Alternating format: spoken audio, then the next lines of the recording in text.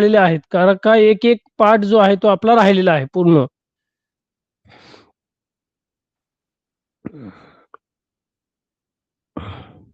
पुस्तकामधला किंवा आपला जो अभ्यासक्रम आहे तो किती बाकी आहे हे विचारलं मी. इतिहासाचा साधारणतः आपला एक पाठ शेवटचा राहिलाय आणि राज्यशास्त्राचं पण राहिलंय सेम. नाही सर, राज्यशास्त्राचे झाले सगळे. राज्यशास्त्राचा सर्व झालेला आहे आणि आपला इतिहासाचा जो आहे तो बाकी आहे. आता Yes, साधारणतः sir. तुमच्या पुढच्या महिन्यामध्ये साधारणतः आता राहिले किती, हा आठवडा आहे, पुढच्या आपण आठवड्यामध्ये जे आहे तर मराठीचे जास्त करून क्लास जे आहे ते घेणार आहोत 2-2, 3-3, की मराठीचा जो राहिलेला आपले धडे असतील किंवा व्याकरण असेल तर त्यावर आपण जास्त आता भर देणार आहोत. तर आज आपण जे 3 तुमचे साधारणतः पुढच्या महिन्यामध्ये तुमची युनिट टेस्ट म्हणजे चाचणी परीक्षा पण होणार आहेत. म्हणजे आपल्या क्लास तर्फे पण तुम्हाला प्रश्नपत्रिका जी आहे येईल, तुम्हाला सराव जी आहे ती चाचणी घेणार आहेत. तर मग साधारणतः तुम्हाला 3 ते 4 पाठ जे आहे ते असणार आहे. म्हणून आपण काय करूया, हे जे झालेले जे 3 पाठ आहेत म्हणजे 3 जे आपल्याला पोर्शन अभ्यासक्रम दिलेला असेल, तुम्हाला पण दिला जाईल ग्रुपवर. तर तो जो झालेला आहे ते त्याची उजळणी जी आहे ते आपण आज घेणार आहोत. कारण आता जास्त आपण पुढं पण नको जायला, अजून वेळ आहे भरपूर, पूर्ण अभ्यासक्रम संपून पण परत हे नाही, तर आपल्याला 1-1, 2-2 आपले पाठ राहिलेले आहेत. तर मग आता जे झालेले जे पाठ आहेत त्यावर आपण जे आहे ते काय करणार आहोत, उजळणी घेणार आहोत. आणि साधारणतः आपण जी आहे ती मी प्रश्नपत्रिका तयार केलेली आहेत एका एका पाठावर आणि तिन्ही पाठांची एकत्र पण आहेत. तर तिन्ही पाठांची एकत्र मी तुम्हाला ग्रुपवर आपला क्लास संपल्यानंतर ही करणार आहे. पहिले आपण जे 3 पाठ आहेत, मग महिला दुर्बल घटकांचे, विज्ञान तंत्रज्ञान आणि उद्योग व व्यापार. तर या 3 पाठांवर आपण जे आहे ते आता तुम्ही रिटर्न तुमच्याकडे जर वही पेन असेल तर वही पेन घेऊन बसा, जे महत्वाचे आणि सोडवायची पण आहे आणि त्याची उत्तरं आपण क्लासमध्ये पण घेणार आहोत. तर अशा स्वरूपाचं साधारणतः आपलं स्वरूप जे आहे ते आजचं असणार आहे. समजले सर्वांना? आपला 9वा धडा चालू होता येस सर, सर. तो बाकी आहे. 9वा धडा हो, 90 बाकी आहे. थोडासा बाकी एकच सर. मिनिट, अर्धवट. एक मिनिट. बदलते जीवन भाग 1. Yes sir. बरोबर का? बदलते जीवन भाग 1. एकच मिनिट. उद्योग व व्यापार झालेला आहे. त्यानंतर बदलते जीवन मध्ये अनुसूचित जाती, सार्वजनिक आरोग्य, टेक्स्ट टू बेबी, लसीकरण, स्वातंत्र्योत्तर कालखंड, बदलते आर्थिक जीवन, त्यानंतर ग्रामीण भाग, ग्रामीण विद्युतीकरण झालेलं आहे. औद्योगिक विकास शेवटला जो आहे तो औद्योगिक विकास यावर साधारणतः आपण आलेलो होतो. आणि तिथे एक मिनिट मी तुम्हाला प्रेझेंटेशन पण दाखवतो की जेणेकरून तुमच्या लक्षात येईल की आपण कुठपर्यंत जी होतो. बरं नसेल तर आपले 5-10 मिनिटं आपण घेऊया, रिवाइज करूया. एका पाठाची उजळणी आपण पुढच्या आठवड्यात घेता येईल, असं काय हरकत नाही. एकच मिनिट. 9th कोणता पाठ आहे? बदलते आर्थिक जीवन. बदलते जीवन भाग या 1. पाठाचे एकच मिनिट आहे का आपल्याकडे? Page number 47. हा, पान नंबर असू द्या, पण माझ्याकडे जे आहेत तर आपल्याकडे त्या पाठाचं मी मागच्या वेळेस दाखवलेलं आहे ना, 47 वर आहे. एकच नोकरशाही, भारतीय निरोप, लसग्रहण, ठेव्यांचे जतन, तू झालास इथे नाही. एकच मिनिट. त्यानंतर मागच्या तासाला मी तुम्हाला दाखवलेले आहे रे. एकच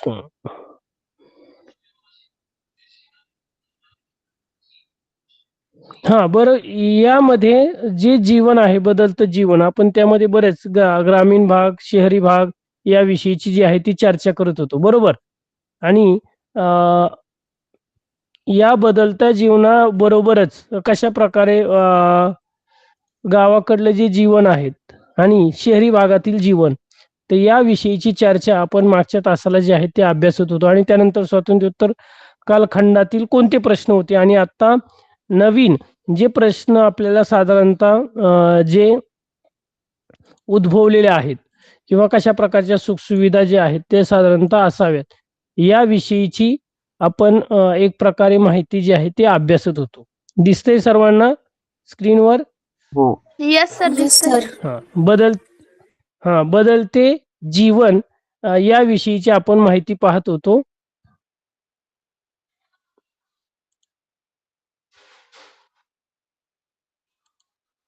तर 20व्या शतकातील जे आहेत तर साधारणतः 21व्या शतकात बदलता वेग मानवी जीवन झपाट्याने बदलत होतं आणि पूर्वी आपण ज्यांची कल्पनाही करू शकत नव्हतो त्या गोष्टी वास्तव्यात उतरलेल्या आपल्याला पाहायला मिळतात. त्यानंतर मग संविधानाने जे आपल्याला अधिकार दिले होते राहण्याचा, समानतेचा, स्वातंत्र्याचा, संस्कृती जतन करण्याचा, आपलं धर्म, जाती, आपली भाषा आणि आपल्याला देशामध्ये पूर्ण देशभरात आपल्याला स्वातंत्र्य जे आहे ते अधिकार जे दिले होते राहण्याचा, तिथे व्यवसाय करण्याचा जो आहे तो अधिकार बहाल केला होता. हे संविधान राज्यघटनेने दिले होते. त्यानंतर समाज कल्याण विभाग, तर हे परत एकदा मी थोडं स्पीड घेतोय ही उजळणी आपण.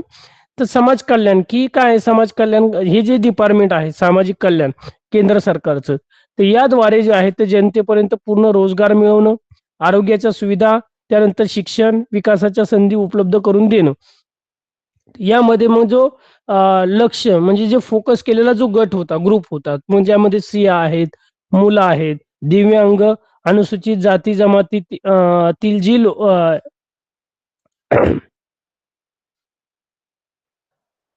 जमातीतील जे लोक आहेत किंवा अल्पसंख्याक कुणीतरी मागच्या वेळेस अल्पसंख्याक हा प्रश्न पण विचारले होता, तुम्हाला आठवत नसेल तर आपण रिवाइज. आणि त्यानंतर कार्यक्रम मग शालेय पोषण आहार असेल, बालविकास असेल, सामाजिक सुरक्षा असेल, संरक्षण, स्त्रियांचे जे प्रश्न आहेत या सर्व संरक्षण असेल, स्त्री कल्याण असेल आणि विकास, तर याविषयीची माहिती आपण मागच्या तासाला जी आहे ती अभ्यासलेली होती.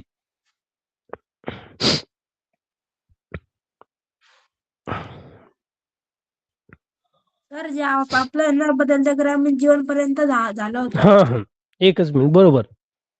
तर आता आरोग्यातल्या ज्या सुविधा आहेत हा ते घेतोय आपण पुढं, पण साधारणतः तुम्हाला एक लिंक लागावी या अर्थाने मी जो आहे तो थोडा पाठीमागचा पूर्ण धावता आढावा आपण घेणार आहोत.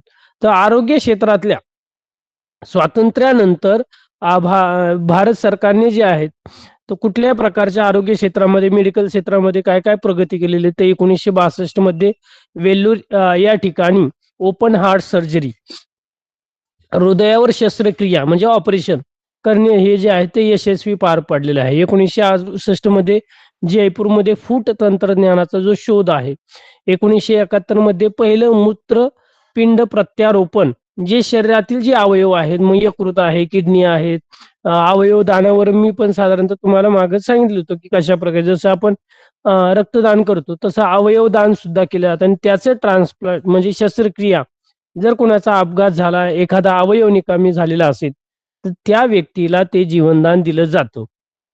तर साधारणतः 24 तास एखादा अवयव ती व्यक्ती मेल्यानंतर, किंवा एखाद्याला असं असतं की बऱ्याच वेळा हार्ट अटॅक आलेला आहे, कुणाला याच्यामध्ये पण बऱ्याच वेळा जे आहे ते काहींचे मृत्यू होतात, तर ते अगोदरच आपलं जे आहे तर अवयव दानाचं जे आहे ते साधारणतः त्यांनी जे आहे तर काय केलेलं असतं, फॉर्म भरलेला असतो आणि मग ती जे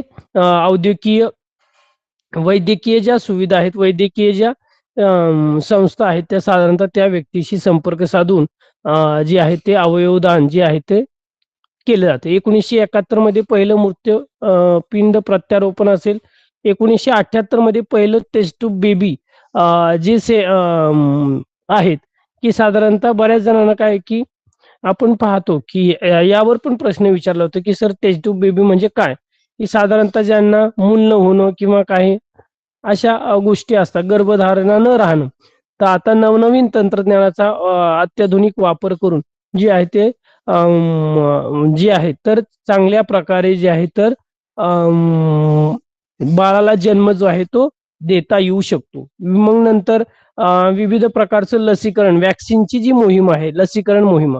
मग यामधल्या समस्या काय होत्या, तर स्वातंत्र्यपूर्व काळामध्ये किंवा 1978 पूर्वी जर जन्मानंतर मुलांचा मृत्यूदर जो आहे तो मोठ्या प्रमाणात आहे. म्हणजे पहिल्या वर्षभरातच बरीच बालकं जी आहेत ती नवजात बालकं काय व्हायची, मृत्युमुखी पडायची. मग काही कुपोषित असेल, मग पोलिओमुळे असेल, गोवर असेल, धनुर्वात असेल, विविध प्रकारचे रोगांना ग्रस्त व्हायच्या.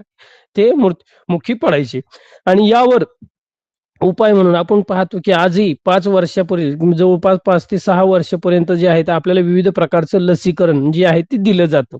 आपण पण घेतलेलं असेल, पोलिओ असेल, गोवर असेल, धनुर्वात असेल, क्षय असेल, घटसर्प, डांगिया, खोकला असेल किंवा आपण प्राथमिक शाळेमध्ये जेव्हा होतो 5वी-6वी, आजही तुम्हाला साधारणतः शाळेमध्ये जे मेडिकल कॅम्प होतात, की टीटीचं इंजेक्शन असेल, धनुर्वाताचं इंजेक्शन वगैरे आपल्याला दिलं जातं, रक्त तपासणी केली जाते. हेल्थ चेकअप जे आहे तो आपला वर्षातून एकदा जो आहे तो केला जातो. तर याचा परिणाम म्हणजे 1995 मध्ये पल्स पोलिओ मोहिमेमुळे जो आहे तो हा पोलिओ रोग जो आहे तो आटोक्यात आलेला आपल्याला पाहायला मिळतो. आता शहरीकरण आणि शहरीकरणातील ज्या समस्या, शहरीकरण का मोठ्या प्रमाणात शहरीकरण झालं, लोकसंख्या वाढली, कारण औद्योगिकीकरण, विविध प्रकारच्या सुखसुविधा या शहरामध्ये असतात. गावाकडे कुठल्याही स्वरूपाच्या सुखसुविधा नाहीत आणि म्हणून लोक आपला उदरनिर्वाह, पोट भरण्यासाठी जे आहेत तर काय व्हायचे, शहराकडे जे आहे ते स्थलांतरित व्हायचे. आजही आपण पाहतो मुंबई, पुणे, छत्रपती संभाजीनगर, अ, नागपूर असेल, नाशिक असेल, तर हे इंडस्ट्रियल एरिया आहेत आणि या ठिकाणी जे आहेत तर पूर्ण राज्यभरातील विविध जिल्ह्यातली जी आहेत नोकरीसाठी, रोजगारासाठी, धंदा करण्यासाठी जे आहेत तर लोक जे आहेत ते या ठिकाणी स्थलांतर करत असतात, तिथं रहिवास करतात आणि याचा कुठेतरी परिणाम तिथल्या मूलभूत व्यवस्थेवर, पायाभूत सुविधेवर जे आहे त्या शहरामध्ये झालेला आपल्याला पाहायला मिळतो. मग रस्ते असेल, पाण्याच्या सुविधा असेल, आरोग्याच्या सुविधा असतील, या मोठ्या प्रमाणात कचऱ्याच्या सुविधा असेल, तर मोठ्या प्रमाणाच्या समस्या ज्या आहेत होताना आपल्याला पाहायला मिळतं. मग या शहरीकरणावरचा ताण कमी करण्यासाठी काय-काय, कोणकोणत्या उपाययोजना केल्या पाहिजे? तर खेडेगावाकडे जे आहे तर खेड्या गावांचा विकास केला पाहिजे. तिथे रोजगाराच्या संधी निर्माण केल्या पाहिजे. आर्थिक विकासाचा समतोल राखावा यासाठी महानगरांची वाढ ही नियंत्रित जी आहे ती करणं खूप गरजेचं आहे. त्यापुढे ग्रामीण भाग. मग ग्रामीण भागाचं काय आहे, तर शेतीजवळ राहणाऱ्या शेतकऱ्यांची वस्ती विरळ लोकसंख्या आपण पाहतो, की गावामध्ये आहेत. त्यानंतर गावाच्या बाहेर आपण शेती करतो, तर शेतामध्ये घरं बांधली जातात, वस्त्या असतात, विरळ विरळ लोकवस्ती असेल, त्यानंतर शेतजमिनी शेजारीची वस्ती असेल. तर अशा प्रकारचे जे आहे ते गावाकडचं वातावरण साधारणतः राहतं.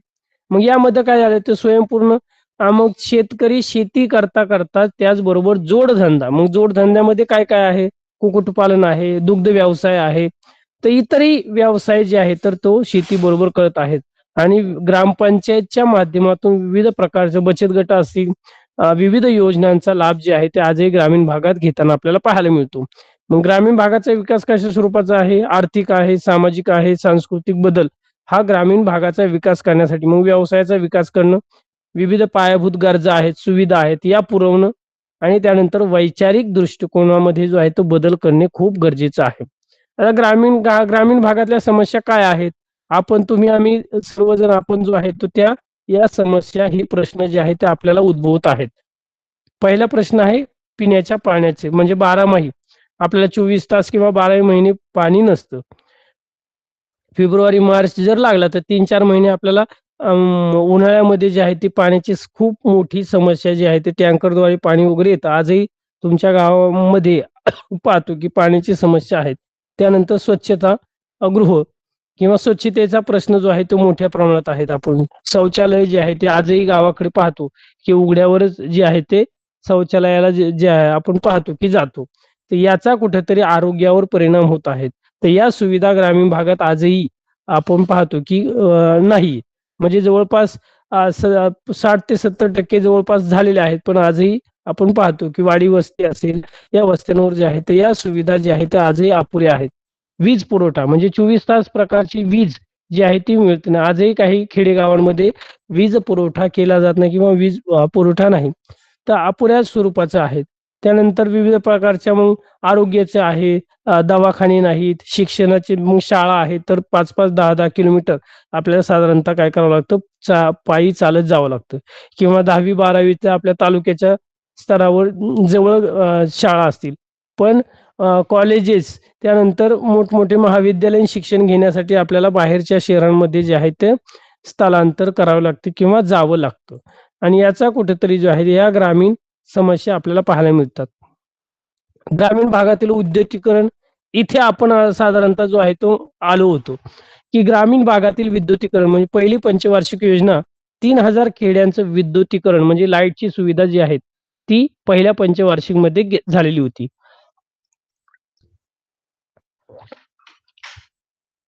1966 मध्ये जे बोरवेल आहे, पंप व कूपनलिकांना अधिक वीज देण्याची योजना.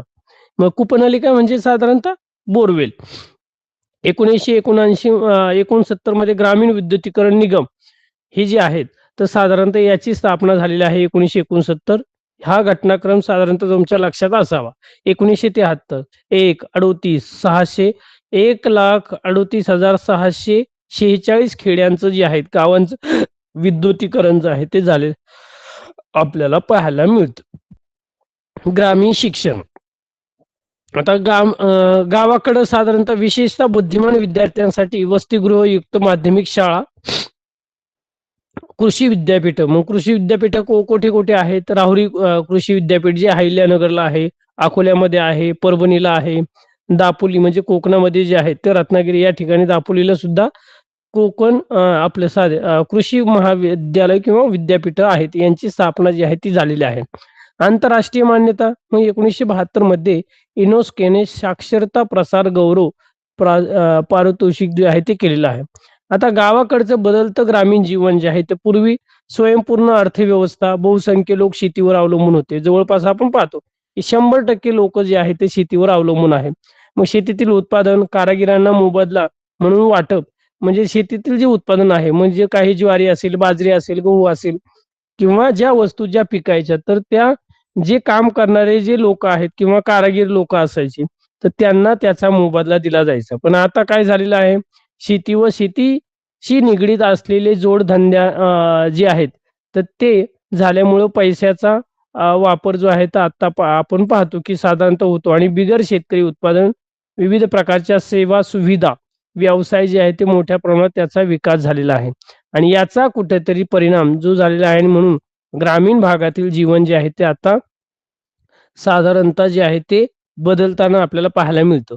मग प्राथमिक स्वरूपाचे व्यवसाय बाहेरील लोकांना ग्रामीण व्यवसायात सामावून घेण्यासाठी गावातून शहरामध्ये विविध प्रकारचे जे आहेत तर हा पाठपुरावा जो आहे तो तिथली स्थानिक जी आहेत तर ग्रामपंचायत आहेत तर त्या मार्फत जे आहे तर मोठ्या प्रमाणात आपण पाहतो की चालना मिळते आणि अशा प्रकारे जे आहे तर ग्रामीण भागातील जीवन असेल किंवा हे आता बदलतं जे जीवन आहे तर अशा स्वरूपाचा स्वातंत्र्योत्तर काळामध्ये जे आहे तर आता पाहतो की मोबाईलच्या सुविधा त्यानंतर विविध प्रकारची टेक्नॉलॉजी आहे, वर्तमानपत्र आहे, डिजिटल मीडिया आलेला आहे, इंटरनेटच्या सुविधा मोठ्या प्रमाणात आलेल्या आहे आणि याचा कुठेतरी आपलं जीवन जे आहे ते बदलत मोठ्या प्रमाणात आपल्याला दिसतं. आता ग्रामीण भागातील आणि नागरी भागातील शहरी भागातील तुलना जर केली तर कशा स्वरूपाचं आहे, गावाकडलं जे आहे ते शेती आणि जोडधंद्यांना प्राधान्य दिलं जातं. शहरामध्ये काय दिलं जातं, बिगर शेती उत्पादन आणि सेवा व्यवसायांना प्राधान्य दिलं जातं. विविध प्रकारच्या सेवा सुविधा जी आहेत. त्यानंतर आकाराने लहान आणि एकजिन्सी एक प्रकारचं घर असतं. त्यानंतर नागरी समुदाय जो आहे तो काय आहे, आकाराने मोठा आहे. बहुजिन्सी एक प्रकारचं बहुजिन्सी म्हणजे विविध प्रकारच्या सुख सुविधा गरजा ज्या आहेत त्या असतात. तसं गावाकडे खेड्या गावाकडे एवढ्या प्रकारच्या सुविधा नसतात. एकत्र कुटुंब पद्धती जी आहे ती साधारणतः गावाकडे आजही आपल्याला पाहायला मिळते. पण शहरी भागामध्ये एकत्र कुटुंब पद्धतीचं जे आहे ते विघटन म्हणजे विभक्त कुटुंब पद्धती जी आहे ती शहरामध्ये झालेली आपल्याला पाहायला मिळते. आणि अशा प्रकारे बदलत्या जीवनाचा आढावा जर आपण पाहिला तर संविधानाने आपल्याला समानतेचा, स्वातंत्र्याचा आणि संस्कृती जपण्याचा हक्क जो आहे तो दिलेला आहे.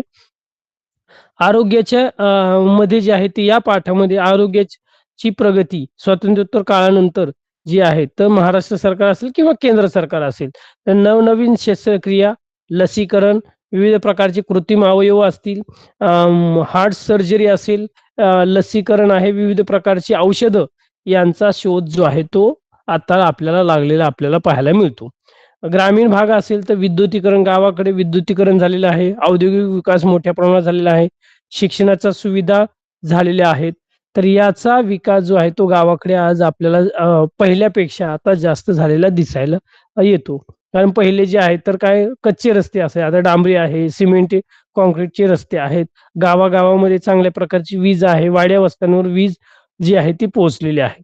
शहरी भागामध्ये वाढते शहरीकरण असेल, पायाभूत सुविधा असतील, येणारा ताण असेल, मग दळणवळणावर असेल, त्यानंतर स्वच्छतेचा असेल, राहण्याचा असेल, कचऱ्याचा प्रश्न असेल, तर असे शहरी भागातील जे आहेत ती नवीन आव्हानं जी आहेत ती या बदलत्या जीवनामध्ये आता सध्याच्या युगामध्ये आपल्याला पाहायला मिळतात. तर अशा प्रकारे बदलतं जीवन या पाठामध्ये आपण हे सविस्तर मुद्दे जे आहेत ते आपण अभ्यासलेले आहेत.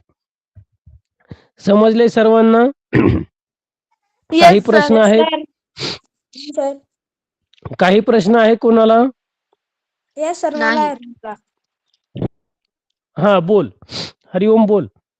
सर हे संविधान प्रभाव हे कसं करता? संविधानाचा प्रभाव कसं करता म्हणजे साधारणतः आता आपण शिक्षणाचा आपल्याला अधिकार आहे. तो आता साधारणतः तुझ्या गावामध्ये आहे. तुला वाटलं की मला दिल्लीला वगैरे जे आहे ते जाऊन तिथे राहायचे, तिथे शिक्षण घ्यायचे. तर तुला कुठल्याही प्रकारची परवानगी किंवा काही हे नाही. तर हा अधिकार जो आहे तो दिलेला आहे. साधारणतः तुला वाटलं की मला आता तिथे जाऊन जे आहे ते चांगल्या प्रकारचं हॉटेल टाकायचं, व्यवसाय करायचा आहे. तर हा अधिकार आपल्याला राज्यघटनेने दिलेला आहे. सर्वांना समानता, स्त्री-पुरुष समानता असेल, त्यानंतर स्वातंत्र्य आहे, विविध प्रकारची आपली भाषा, आपली संस्कृती, आपली जाती धर्मातले जे आहेत त्या सगळ्या गोष्टी आपल्याला जे आहेत व्यक्त करता येतात. हा जो प्रभाव जो आहे साधारणतः आपल्या संविधानाचा, राज्यघटनेचा आपल्याला झालेला पाहायला मिळतो स्वातंत्र्योत्तर काळानंतर साधारणतः. म्हणजे 19व्या शतकापेक्षा आपल्याला 21व्या शतकामध्ये जे आहेत तर आता चांगल्या प्रकारे आपण चांगल्या प्रकारे बोलू शकतो, मत व्यक्त करू शकतो जे आहेत. हा कुठेतरी प्रभाव जो आहे तो संविधानाचा आपल्या बदलत्या जीवनावर झालेला पाहायला मिळतो. समजलं का? हा सर. हॅलो. हा वेदिका, तुला काही प्रश्न आहे? हा सर. सर दुय्यम म्हणजे? दुय्यम म्हणजे आपण कुठे आले तुला दुय्यम? का शब्द असं जो प्रयोग priority- वापरण्यात आला? हा, दुय्यम दर्जा म्हणजे आपण वेगळी प्रकारची वागणूक म्हणजे काय शब्द वाक्य काय आहे का फक्त दुय्यम म्हणजे दुसरे? सर आनुवंशिक व्यावसायिक प्रमाण दुय्यम. अनुवांशिक व्यावसायिक सर पुस्तकामध्ये चार्ट आहे ना त्याच्यामध्ये. एकच मिनिट हा. पान नंबर काय आहे? 50. अनुवांशिक व्यावसायिक. हा, अनुवांशिक व्यावसायिक प्रमाण दुय्यम. हे जे ग्रामीण समुदाय आणि नागरी समुदाय दिलं. अनुवांशिक व्यावसायिक प्रमाण जास्त आहे. म्हणजे साधारणतः पाहतो अनुवांशिक म्हणजे आपले घरचे आजी आजोबा आहे, वडिलोपार्जित जी आहेत जमीन आहे, बरोबर. तर आपले आजी आजोबा खापर पंजोबा आपण पाहतो की ते शेती करत होते. मग आपले आई बाबा पण शेती करायला लागले. त्यानंतर आपण पण शेती करायला लागलो. किंवा आपले आई बाबा जर शिक्षक असतील, कोणी इंजिनियर असतील, तर त्यांची मुलं पण त्या प्रकारचे त्या व्यवसायामध्ये जातात. पण आता जे आहे तर शहरी भागामध्ये, नागरी भागामध्ये काय झालेलं आहे तर आपल्या पूर्वज किंवा आपले आई बाबा, आजी आजोबा जो व्यवसाय करायचे तो नाही, तर दुसऱ्या प्रकारचा जो आहे तो अजून चांगल्या प्रकारे दुसरा व्यवसाय जो आहे तो वेगळा करू शकतात. आता शिक्षक झाले तर शिक्षकांची मुलं साधारणतः इंजिनिअरिंग करतात, कुणी IT मध्ये जाते, कुणी विविध प्रकारची नोकरी करत आहे, MPSC UPSC देत आहेत. म्हणजे तोच व्यवसाय न करता दुय्यम प्रकारच्या व्यवसायाला ते प्राधान्य दिलं जातं. Okay sir. हा, अजून कोणाला काही प्रश्न? सर आणखीन प्रत्यारोपण म्हणजे? प्रत्यारोपण करणं म्हणजे साधारणतः आपलं हार्ट आहे किंवा आपले डोळे आहेत. आता एखाद्या व्यक्तीचा ऍक्सिडेंट झालाय आणि त्याचा डोळा जो आहे तो एक निकामी झालेला आहे आणि एका व्यक्तीचा जो आहे तो साधारणतः हार्ट अटॅकने मृत्यू झालेला आहे. पण त्याचे अवयव जे आहेत ते चांगल्या प्रकारचे आहेत.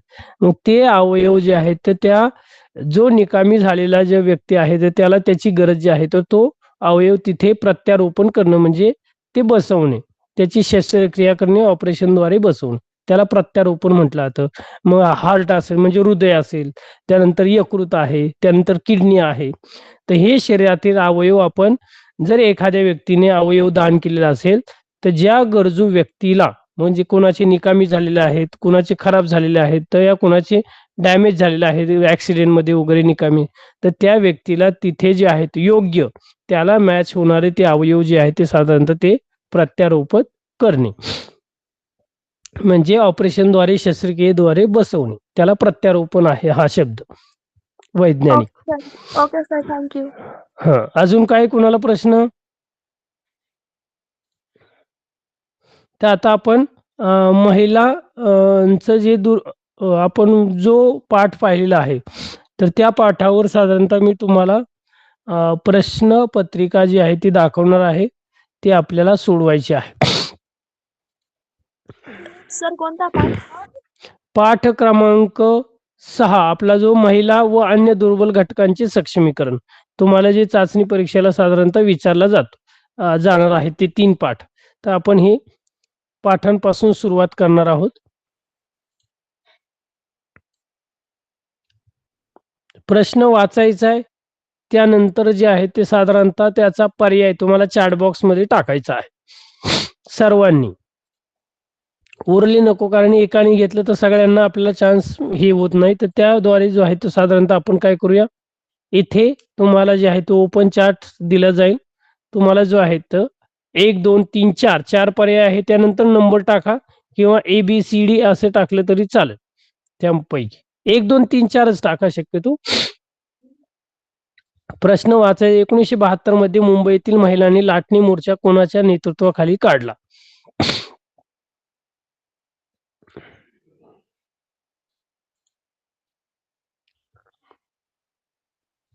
सर्वांनी प्रश्नांची उत्तरं जी आहेत ती द्यायची आहेत. मृणाल गोरे. मृणाल गोरे.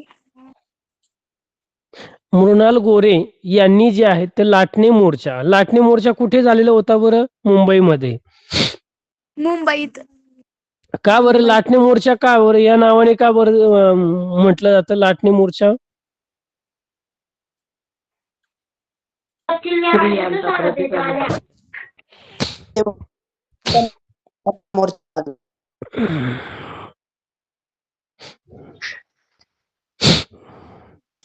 हॅलो सर, मी सांगू का? हो. तेल, तूप, दही महाग झाले होते म्हणून मुंबईतील महिलांनी लाटणा मोर्चा काढला. अगदी बरोबर. पुढे चिपको आंदोलन कोणत्या वर्षी झालं? 1973. सर 1973. तोंडी ऐका, 1973. तोंडी सांगू नका. इथे चॅट बॉक्स मध्ये तुम्हाला नंबर टाकायचे. कारण काय होतं मग सगळे गोंधळ करतात, आवाज येतो. कारण हे आपलं क्लास जो आहे तो रेकॉर्डिंग होतोय आणि पुढे जाऊन जे ऍबसेंट स्टुडंट्स आहे किंवा दुसऱ्या शाळेतील मुलं आहेत तर त्यांना ऐकायला जे आहे ते साधारणतः जातं. तर एक कॉमन उत्तर नको, कोरस आपण एकेकाने. तर यामध्ये तुम्ही चॅट बॉक्समध्ये दिलं तर साधारणतः इथे समजेल व्यवस्थित. तर 1973 साली सर्वांनी जे आहे ते 2 दिले आहे. काय बरं आता ज्याला उत्तर येते त्यांनी फक्त रेज हँड करायचे. चिपको आंदोलन काय ही संकल्पना, चिपको आंदोलन का म्हटलं जातं आणि हे चिपको आंदोलन कुणी केलेलं आहे आणि कोठे केलेलं आहे? राजवीर सांग बरं.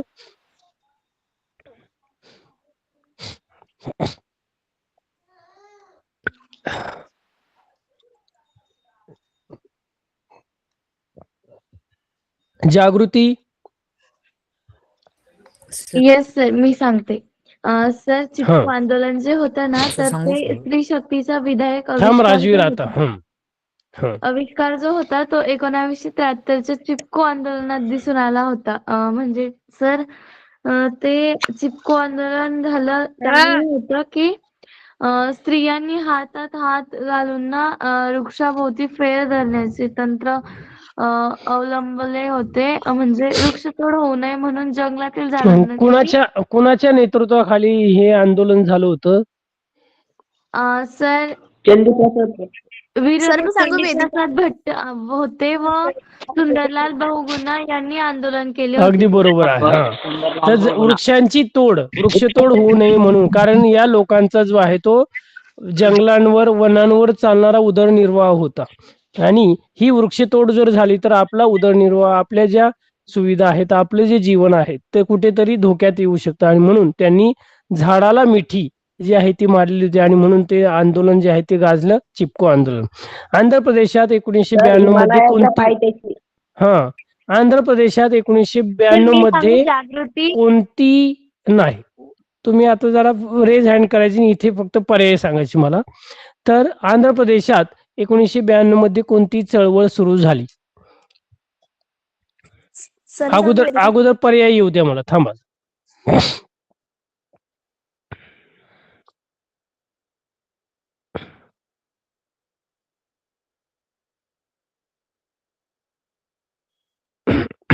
हा, वेदिका सांग. सर मद्यपान विरोधी चळवळ.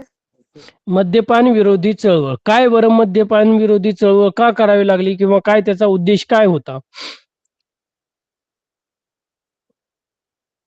सर ज्या घरातले ज्यांना जर काय म्हणता वडीलधाऱ्या माणसं असतील किंवा आजोबा असतील, त्यांना जर काय म्हणतात दारूचं व्यसन असेल किंवा तंबाखू वास जे असेल ना, त्यांचं व्यसन असेल तर त्यांना मृत्यू पावल्यास. अगदी बरोबर. याच्यात तर मी सांगू 1975, जागृती? हा, थांबा जरा. 1975 मध्ये महिला आयोगाचे अध्यक्ष कोण होते? पर्याय मला चॅट बॉक्स मध्ये येऊ द्या, अगोदर उत्तर मग नंतर. चैतन्य पवार, तू सांगायचं मला महिला आयोगाचं काय, महिला आयोगाचं काम किंवा महिला आयोगाची स्थापना जी झालेली होती कुठे झाली, त्याचे पहिले अध्यक्ष आणि त्याचं पहिलं कार्यालय. डॉक्टर फुलरेणू गुहा. डॉक्टर फुल रेणू गुहा यांनी काय बरं, काय कार्य, महिला आयोगाचं कार्य काय आहे?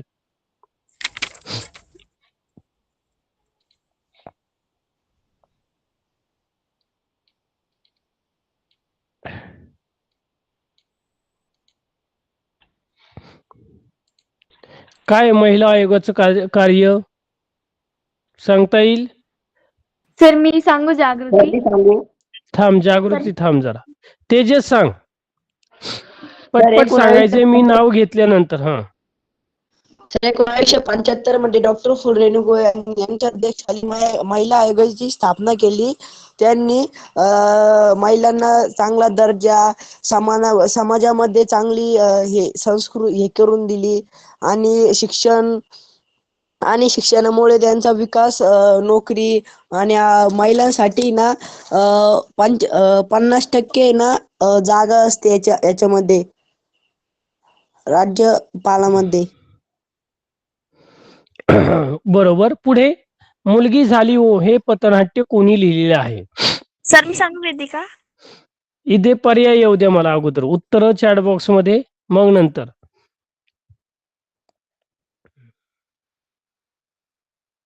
सर मी सांगू?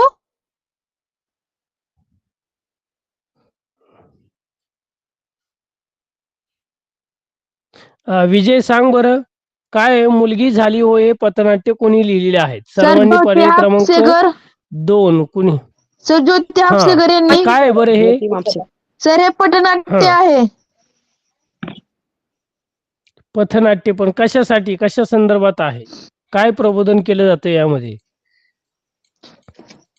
याच्यामध्ये स्त्री आंदोलन समिती, बायजय द्विमासिक औरंगाबाद मध्ये स्त्री म्हणजे स्त्री विषयी यामध्ये सांगितले गेले आहे. बरोबर. हुंडा प्रतिबंधक कायदा कोणत्या वर्षी करण्यात आला? याची उत्तर येऊ द्या आणि मग नंतर जागृती, हुंडा प्रतिबंधक कायदा या बाबतच थोडक्यात माहिती सांगायची. सर हुंडा म्हणजे काय? थांब, हरिओम हरिओम, थांब, अगोदर हे पूर्ण होऊ दे. तिचा उत्तर आल्यानंतर मग मी जर तुला नाही समजलं तर मी सांग.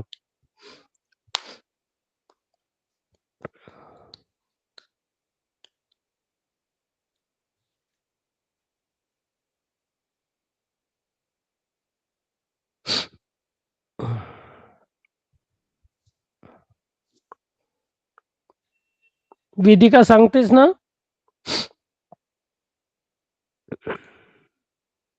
Hello sir. हा. सर तुम्ही आता माझं नाव घेतलं होतं जागृती. हो जागृती, सॉरी. सर मी सांगू का? हो. सर हुंडा प्रतिबंधक कायदा जो आहे ना तो 1961 मध्ये सुरू झालेला आणि हुंडा प्रतिबंधक कायदा 1961 अन्वये हुंडा घेणे अथवा मागणे हा फौजदारी स्वरूपाचा गुन्हा ठरवण्यात आला होता. म्हणजे सर आपण जर पहिले अशी प्रथा होती की आपण ज्या वेळेला कुणाचं लग्न ठरायचं त्यावेळेला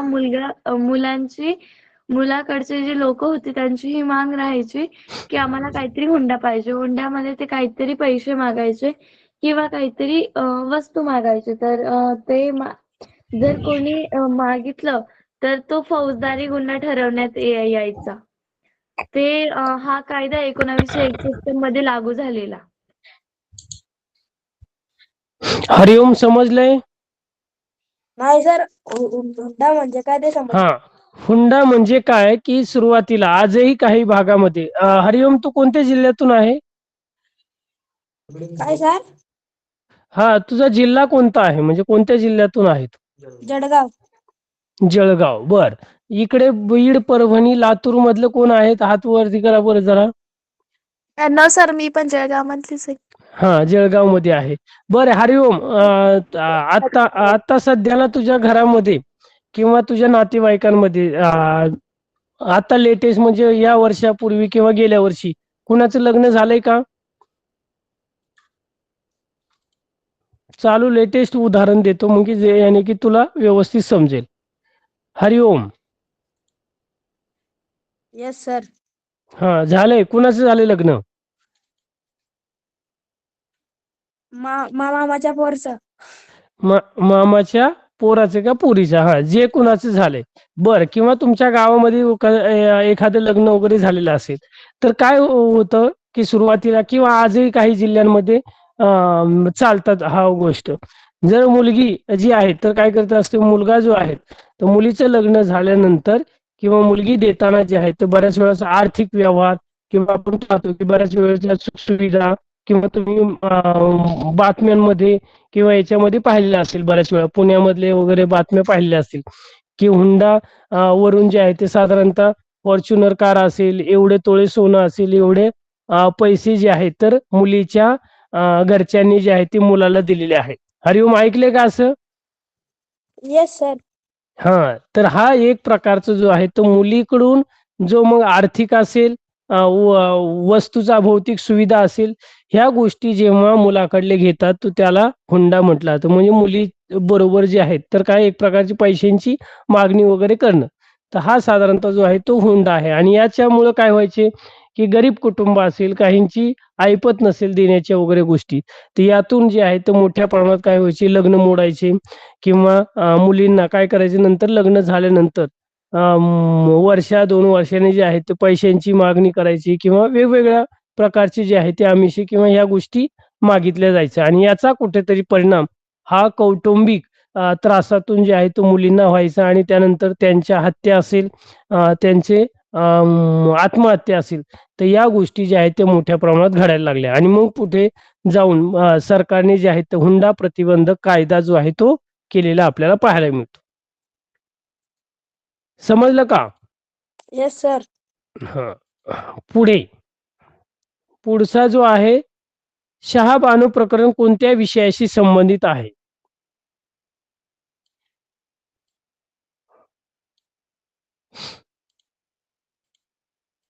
चला सांगा पटपट. पर्याय क्रमांक येऊ द्या. सर प्रश्न एकदा वाचाल का? हा, प्रश्न एकदा परत वाचतो. शहाबानू प्रकरण कोणत्या विषयाशी संबंधित होते? सतीप्रथा, पोटगी, रोजगार, शिक्षण.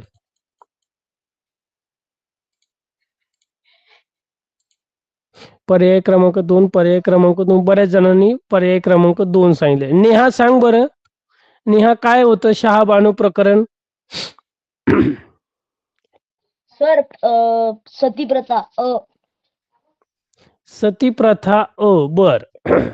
हा रागिनी सांग बरं, काय बरं, कोणी पोटगी म्हणते, कोणी सती प्रथा म्हणते, ॲक्युरेट उत्तर काय आहे आणि काय होते शहाबानू प्रकरण? सर माहितीने शहाबानू या प्रकरणाचं आहे, पण याचं उत्तर मी ना वाचलेलं होतं. माझ्या मते ब आहे. सर मी सांगू का? सर मी सांगू जागृती, मला करेक्ट आन्सर माहिती आहे. सर मी सांगू का विजय? थांबा जागृती सगळे please मी थांबा सांगू थांबा जागृती. अजून यांनीच उत्तर सांगितले, याच्यापेक्षा वेगळे मला अगोदर विचारू द्या काहींना.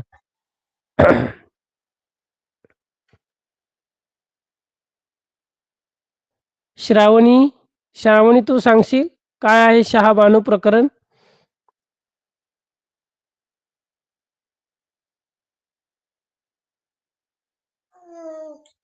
बर हरिओम सांग तू. जरा वेगळ्यांना बाकीच्यांना पण हे मिळू द्या, मग जे आहे तर त्यांना जर नाही आलं तर मग तुम्ही करेक्ट जे आहे ते बाकीच्यांनी सांगायचे. हरिओम सांग बरं काय आहे? माझ्या मते ना तर दुसरंच आहे, पोटगी. बर जागृती सांग. Yes sir. सर हे जे याचं जे करेक्ट आन्सर आहे ना सर, 1 मिनिट खाली स्क्रोल करा, तो क्वेश्चन मला दिसत नाहीये. Yes sir.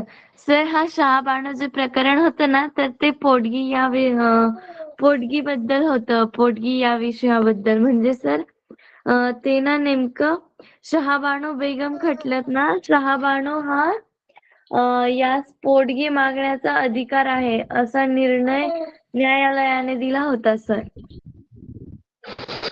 पोटगी प्रकरणी. बर जागृती सांग. अजून कोण सांगते? वेदिका.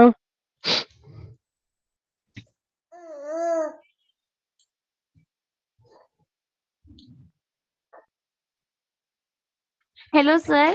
हा सर मी जागृती सांगू रिटर्न हे म्हणजे एक्सप्लेन करून? नाही आता बाकी दुसऱ्यांना सांगू द्या. तू सांगितलंय पण त्या व्यतिरिक्त वेदिका तू सांग काय. सगळ्यांचं येऊ द्या, म्हणजे सगळ्यांचा साधारणतः अभ्यास काय आहे, वाचन कसं आहे, सगळ्यांचे विचार आपल्याला साधारणतः समजतील.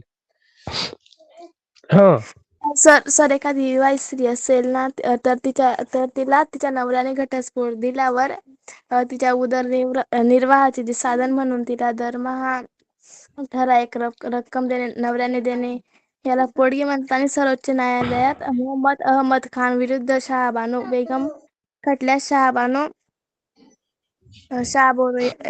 यांस पोटगी मागण्याचा अधिकार आहे असा निर्णय न्यायालयाने दिला होता. पुढे सती प्रतिबंधक कायदा कोणत्या वर्षी संमत झाला? हा शेवटचा प्रश्न. बाकीचे तुम्हाला मी साधारणतः तुम्हाला ग्रुपवर येतील, व्यवस्थित सोडवा. त्याची उत्तरपत्रिका सर मी पण सांगू का? साधारणतः सर मी सांगू या विजय? खाली दिलेला आहे. हो विजयला देऊया चान्स. थांबा. विजय घे. विजय सर सांग. सरकारने 1988 मध्ये कडक तरतुदी करून सती प्रतिबंध कायदा संमत केला होता. आणि पर्याय 1988 क्रमांक रोजी. अगदी बरोबर आहे. सती प्रतिबंधक कायदा. सती प्रथा काय होती?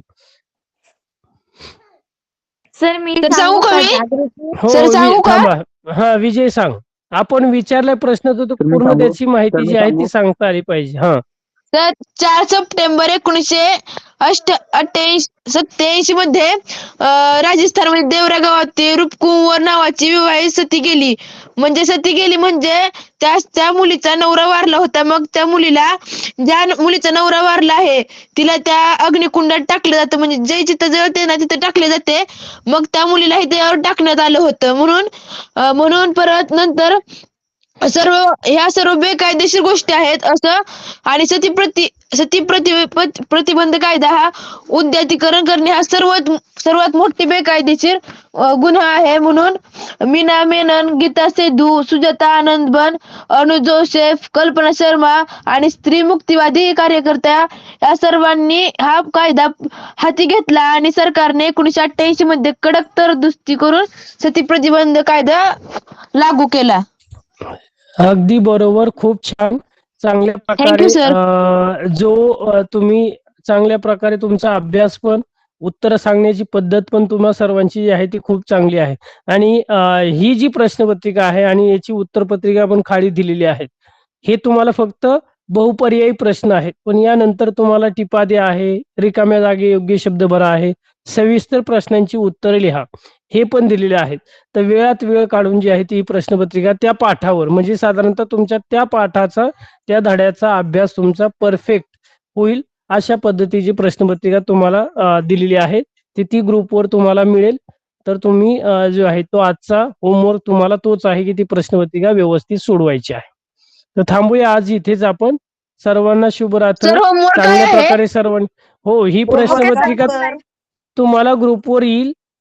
ती ग्रुपवर आल्यानंतर तुम्हाला सोडवायची. हाच होमवर्क आहे आज तुम्हाला. Okay sir. Okay sir. Thank you. Bye sir, good night. चला bye. Okay sir, thank you. Bye sir. Thank you. Good night sir, bye. Bye sir. Thank you. Good night. Sir homework एकदा सांगाल का? तुम्हाला जी प्रश्नपत्रिका ग्रुपवर मिळेल ती सोडवायची आहे. हा तुमचा होमवर्क असेल. Okay sir. Thank you sir. Bye. Bye. Bye Thank sir. you, sir. Thank you. Good night. Thank you sir. Bye sir. Good night sir.